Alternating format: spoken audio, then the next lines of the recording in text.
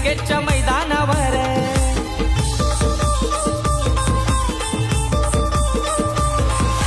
शिरढोण पनवेल तालुक्यात पाहू चला झलक शिरढोण पनवेल तालुक्यात पाहू चला झलक आता आवाज घुमणार एकच रायगड प्रीमियर लीग